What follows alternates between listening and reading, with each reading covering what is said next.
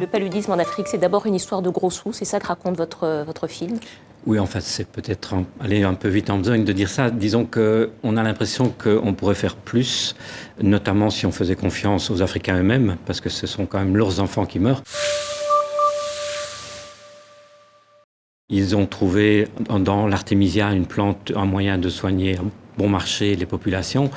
Et pourtant, on a l'impression qu'il y a une résistance de la part des Occidentaux, surtout à travers l'OMS. Alors on peut penser que c'est parce qu'ils veulent protéger le business des firmes pharmaceutiques. Alors justement, c'est vraiment cette plante qui est la vedette finalement de votre documentaire, l'artémisia. Qu'est-ce que c'est, d'où ça vient? Alors l'artémisia est une plante originaire de Chine. Les Chinois la connaissent depuis 2 millénaires, ils s'en servent, ils la consomment. On a remarqué qu'il y avait des populations en Chine qui ne souffraient pas du tout de la malaria, c'est celles qui consommaient cette plante en tisane. Alors elle s'est révélée aux Occidentaux durant la guerre du Vietnam, parce qu'en fait les Nord-Vietnamiens prenaient cette plante pour se soigner. Et étrangement, les Occidentaux n'ont pas embrayé en disant tiens, on pourrait en faire quelque chose. Il a fallu attendre que les médicaments occidentaux, donc la chloroquine, ne fonctionnent plus pour qu'on se réintéresse à cette plante. Et alors, comme toujours, l'obsession des laboratoires, c'est d'isoler une molécule, d'isoler un principe actif, comme on dit, et d'en faire un médicament pour pouvoir le commercialiser. Alors qu'en fait, la plante elle-même était efficace, est toujours efficace, plus que les médicaments.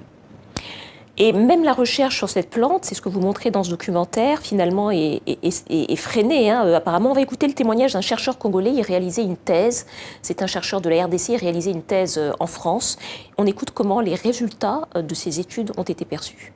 Ils ont vu que la tisane avait un meilleur résultat que les ACT. Et on nous a fait montrer que les différentes firmes pharmaceutiques risquent de couper leur appui. Et on a trouvé qu'il y avait orgueil, on m'a démis de mes fonctions. C'est un témoignage qui est à peine audible. On se dit qu'on n'ose pas croire que cela puisse se produire au XXIe siècle. Pourtant, il y a des tas d'études qui ont été faites depuis presque 15 ans maintenant sur la plante, au Cameroun, enfin dans beaucoup de pays, en Amérique du Sud.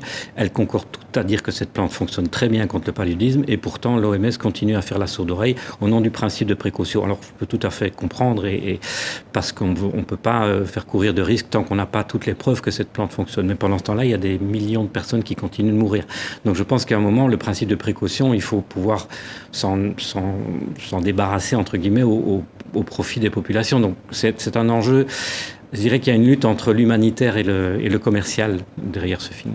Vous parlez du principe de précaution, c'est-à-dire que dit l'OMS exactement? On ne peut pas donner ce médicament, enfin on ne peut pas donner cette plante parce qu'on ne sait pas si elle peut pas être nocive à un moment ou à un autre, c'est ça? Exactement. Donc le principe de précaution, c'est de dire tant qu'on ne connaît pas toutes les propriétés de cette plante, il vaut mieux pas l'utiliser. Sauf que ça fait 2000 ans qu'elle est utilisée en Chine. On sait qu'elle n'a pas d'effet secondaire, on sait qu'elle n'est pas toxique. Donc je dirais, prenons le risque à la limite de l'utiliser, parce que le risque est moindre que d'utiliser des faux médicaments, parce qu'en Afrique, il faut savoir qu'un médicament sur 2 est faux. Donc quand une maman va chercher un médicament antipaludique pour son enfant, elle n'est pas sûre non plus que ça va fonctionner. D'autant plus qu'il y a des effets secondaires, il y a des résistances qui apparaissent. Donc je dirais que les arguments qui valent contre la plante valent aussi contre les médicaments. C'est là qu'il y a un dialogue de sourds entre les défenseurs de la plante.